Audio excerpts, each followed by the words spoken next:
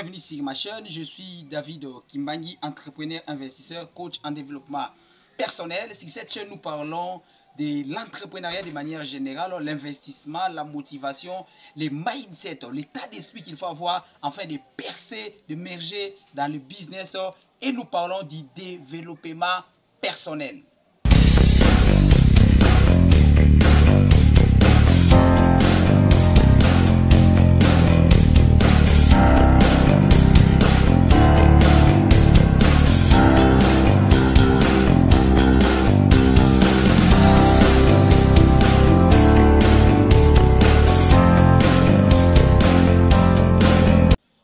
Les amis, allons droit au but. Si jusqu'ici tu t'es pas encore abonné, abonne-toi à la chaîne. N'oublie pas d'activer la cloche de notification. Tu peux nous laisser un pouce bleu ou même un petit commentaire par courtoisie.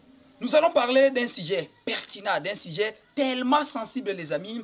C'est en fait une difficulté pour tous ceux qui font le business en ligne au pays, en Afrique. Tous les entrepreneurs qui font le business en ligne ici au pays souffrent d'une maladie. C'est une maladie tellement grave. Il y a beaucoup de réalités qui se passent ici au pays. Et lorsque vous faites le business en ligne, peu importe le type de business que vous faites en ligne, mais vous aurez beaucoup de problèmes. Les amis, la première difficulté, c'est que les gens n'ont pas un bon état d'esprit. Il y a un problème de mentalité en Afrique. Il y a un problème de mentalité au pays. Je vis beaucoup d'entrepreneurs quitter la France, venir faire le business en ligne au pays avec l'idée de la France. D'abord, ce qu'il faut savoir, c'est qu'en Europe, les gens se sont habitués à acheter tout en ligne. Ça, c'est d'abord une culture en Europe. Ce n'est plus quelque chose à apprendre aux gens. Les gens le maîtrisent pertinemment. Tout celui qui a besoin d'acheter une chaussure va se diriger dans un site. Il sait qu'il y a des sites en ligne qu'il faut faire l'achat par rapport à son besoin. Alors, c'est quelque chose qui n'est pas le cas avec les Africains, avec les Congolais principalement. Donc ici, lorsque quelqu'un a besoin de quelque chose, il se pose la question, dans quel type de marché irais-je? D'accord? Donc il voit déjà les marchés physiques. Il ne voit pas les histoires en ligne. Ils n'ont pas ça en tête.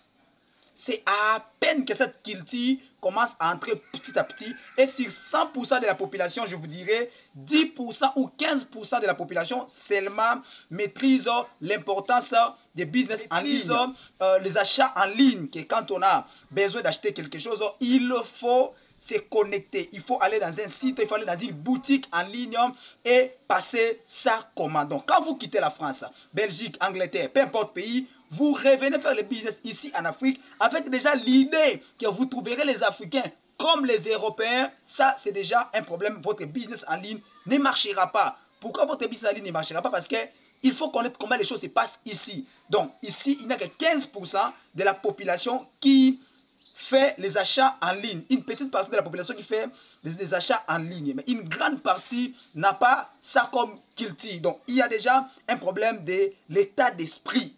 Donc, quand vous comptez revenir en Afrique, investir et surtout faire le business en ligne, comprenez un peu l'Afrique, comment les choses marchent ici.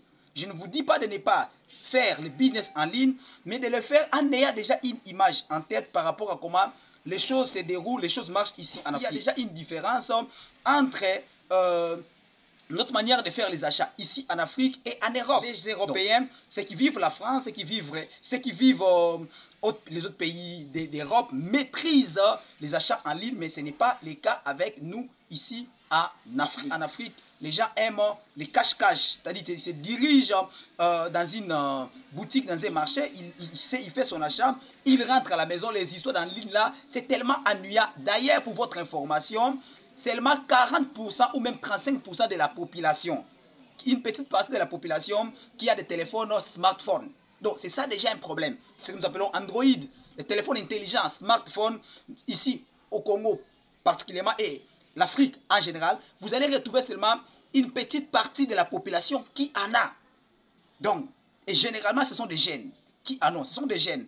Vous trouverez peu de respect des mamans, peu de maman ou papa, soit ceux qui sont un peu évolués, civilisés. Mais pour le reste de la population, ils n'ont pas accès à un bon téléphone, à un téléphone intelligent, à un smartphone. Et là, c'est déjà un problème pour les business en ligne. Les amis, une autre difficulté, c'est quoi? C'est qu'ici au pays, beaucoup de gens n'ont pas les cartes bancaires. Visa, les gens n'en ont pas. Oui, il faut faire un achat en ligne sur quoi? Alibaba, sur telle plateforme. Et il faut une carte bancaire. Ici, en Afrique, c'est peut-être 5% de la population. Une toute petite partie de la population. Donc, vous pouvez faire même un micro-trottoir. On pourrait faire même un micro-trottoir. Demandez aux gens s'ils ont une carte Visa. Vous allez vous rendre compte que plusieurs diront qu'ils n'ont pas de carte bancaire. D'ailleurs, même des comptes ordinaires bancaires, ils n'en ont pas. Même les mobile money, les gens n'en ont pas. Donc cette culture-là, d'avoir un compte bancaire ici, en Afrique, il y a une petite partie de la population qui maîtrise ça. Et vous voulez venir faire le business ici, un business qui peut-être qui exigera à ce que vos abonnés, vos acheteurs aient des comptes bancaires, aient des cartes pour des transactions. Ça, vous aurez des difficultés. Je ne dis pas que ça ne marchera pas, mais ayez quand même déjà l'image en tête de ce qui vous attend ici en Afrique. Donc ici, les gens préfèrent garder l'argent à la maison, les gens préfèrent garder l'argent sous les lits, les amis. Je dis bien sous les lits. Donc les gens préfèrent garder l'argent sous les lits, les gens préfèrent donner l'argent à quelqu'un garde pour lui au lieu de donner à la banque. Donc quelqu'un pourrait avoir beaucoup d'argent, il donne à son oncle, il dit l'oncle garde pour moi cet argent. Quelle mentalité, quelle mentalité, quelle mentalité. Vous verrez quelqu'un même qui travaille, responsable, qui a un salaire mais sans compte bancaire. Sans compte bancaire. Et qu'est-ce qui se passe généralement? Pour que quelqu'un mange, il doit sortir. Quand il plaît, ici au pays, en Afrique, au Congo, particulièrement quand il plaît, les gens ont du mal, les gens plaient. En désordre, il y a des familles qui passent nuit sans quelque chose à manger. Pourquoi? Parce qu'il faut sortir pour manger. Moi, je me dis, quand tu sors lundi, pourquoi ne pas le lundi là, trouver l'argent de mardi, mercredi, jeudi? Donc, il y a des familles où quand quelqu'un ne sort pas, il n'y aura pas à manger. Il n'y aura pas à manger. C'est-à-dire pour que ces gens-là trouvent à manger. Il y a même des salariés où à la fin du mois, quand on les paye, lorsqu'il reçoit son salaire, il commence à payer les dettes. Il paye les dettes, il paye les dettes. Il revient encore à la case de départ. Après une semaine, il n'a plus rien à main. Il commence à emprunter. Et là, quand il prend peut-être 10 dollars, parlons de 50 dollars, pour remettre 75 dollars à la fin du mois. Donc, il y a des gens ici en Afrique qui utilisent leur salaire avant même que les salaires sortent. Avant la fin du mois, il finit déjà son salaire. Lorsqu'il ira à la banque retirer son salaire, c'est juste pour payer ses dettes. Et vous allez remarquer une chose ici au pays, c'est quoi? C'est que quand on lance seulement le programme de paye, les gens plaient à la banque déjà à 4 heures. À 4 heures, ils sont à la banque. Pourquoi? Parce qu'il n'y a rien à manger à la maison. Pourquoi? Parce qu'il n'y a rien à manger. À 4 heures, quelqu'un est déjà à la banque, les amis. Les amis, ici au pays, une autre difficulté, c'est quoi? Quand vous voulez faire le business, vous aurez un sérieux problème. Il vous faut des disciplines. Il vous faut mettre un peu de côté ce qu'on appelle pitié. Parce qu'ici au pays, les gens n'ont pas la culture d'acheter. Toujours de venir faire des prêts. Prête-moi ça. Prête-moi ça. Je te payerai après 2 semaines. Prête-moi ça. Donc quand tu mets un article, d'accord, en vente, les gens ne viennent pas pour acheter. Même s'ils ont l'argent, c'est devenu comme une culture. On n'achète rien. On emprunte tout. C'est comme devenu une culture ici. Une culture normale en Afrique, principalement au Congo. Donc quand vous faites le business, il faut avoir un cœur, il faut être dire. Si vous n'êtes pas dit, vous finirez par tomber, vous finirez par tout perdre, par perdre votre capital. Pourquoi? Parce que lundi, quelqu'un viendra, oui, si c'est possible, prête-moi ça, je te paierai après une semaine. Il fouille, il ne paiera même pas. Il ne payera même pas, les amis. Et quelqu'un d'autre viendra, oui, là-bas chez moi, ça barde, s'il te plaît, rends-moi tel service. Le lendemain, une autre personne viendra, oui, peux-tu me prêter telle somme d'argent, j'ai telle difficulté, je vais te les rendre. Il y aura tout celui qui aura un problème, il viendra chercher les prêts chez toi, alors qu'il y a des banques. Alors qu'il y a des banques, les gens commenceront à faire les calculs de ton argent. Mais avec ces business, il se pourrait qu'il gagne ça, donc lui ne peut pas manquer telle chose. Vous imaginez, quelqu'un ne vient pas acheter, il vient que pour emprunter. C'est ça, la mentalité des gens ici au pays. C'est la troisième difficulté. Un mauvais état d'esprit. Même si ceux qui sont proches à toi n'achèteront pas, s'il faut acheter, ils iront acheter ailleurs. Mais pour les prêts chez toi, c'est comme si tu étais devenu une banque. Pour les achats, c'est ailleurs. Mais pour les prêts, chez toi. Chez toi. Pour les prêts, chez toi. Les amis, plusieurs fois, il m'est arrivé, quelqu'un te fait un message à 19 h.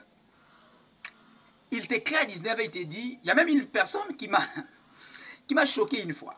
La personne m'écrit, me dira, oui, j'ai envoyé quelqu'un qui est déjà sur la moto, en train de venir chez toi. Si c'est possible, prête-moi d'abord 100 $, je veux te les rendre dans une semaine. Mais je me dis, comment quand même quelqu'un qui veut emprunter de l'argent, il envoie une personne sans entrer en contact au préalable avec moi. Donc, vous allez vous rendre compte que les gens commenceront à faire des calculs à votre place. À lui, vu tel business qu'il vient de lancer, dont il ne pourrait pas manquer telle somme. Vu ça, il pouvait avoir ça. On commencera à faire des calculs pour toi, alors que toi-même, tu ne maîtrises rien. Les gens feront des calculs à ta place. Ils savent même ce que toi, tu gagnes. C'est ça, ce qui est grave ici. Donc, il y a des gens qui te contrôlent. Il y a des gens qui cherchent à maîtriser, à tout savoir ce que tu fais. Les amis, la quatrième et dernière difficulté que vous rencontrez ici au pays, c'est quoi? C'est que vous n'aurez pas assez de problèmes tant que vous ne réussissez pas encore. Vous n'aurez pas assez de problèmes tant que vous ne réussissez pas encore. Commencez seulement à réussir, lancez seulement un business qui commence à fleurir. Vous aurez des problèmes. Écoutez, je ne dis pas que vous n'aurez que des problèmes physiques. Non. Ce qui est grave, c'est que vous aurez même des problèmes spirituels. Dès que vous aurez un conquérant, dès que vous aurez quelqu'un qui travaille dans le même secteur que vous, il est prêt. Il est prêt de vous éliminer. Il est prêt de vous éliminer, les amis. Il est prêt d'aller la nuit, vous jeter des mauvais sorts. On a vu beaucoup de gens de la diaspora revenir en Afrique et mourir, ne plus rentrer. On a vu beaucoup de gens venir faire passer leurs vacances ici en Afrique et ne plus revenir en Europe. Pourquoi? Parce que ici, échouer c'est bon. Quand vous commencez à réussir, voilà pourquoi vous avez de l'intérêt à avoir une très bonne relation avec Dieu. Vous avez de l'intérêt à avoir une bonne vie spirituelle. Si vous n'en avez pas, ici au pays, vous n'allez rien faire. Ici, la vente n'est pas physique. Hein. Tu mets ta boutique et tu as aussi un concurrent qui met une autre boutique là-bas.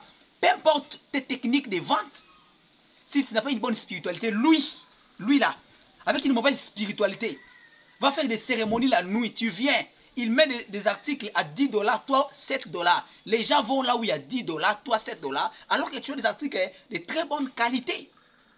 On te laissera avec des articles de qualité. Je dis bien de qualité. Pour quelqu'un qui ne vend pas les articles de qualité, parce qu'il a une très bonne spiritualité. Parce qu'il est fort spirituellement. Donc ici, le combat n'est pas qu'un combat physique. Ici, le combat est avant tout spirituel. Il y a un grand challenge spirituel pour réussir en Afrique.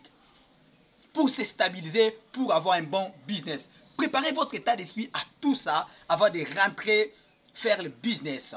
Rentrer au pays, c'est une très bonne chose. Et nous, investir en Afrique, vous accompagnons à réussir vos projets. Nous vous accompagnons à faire un bon retour, un retour radieux. Un retour que vous ne regretterez jamais.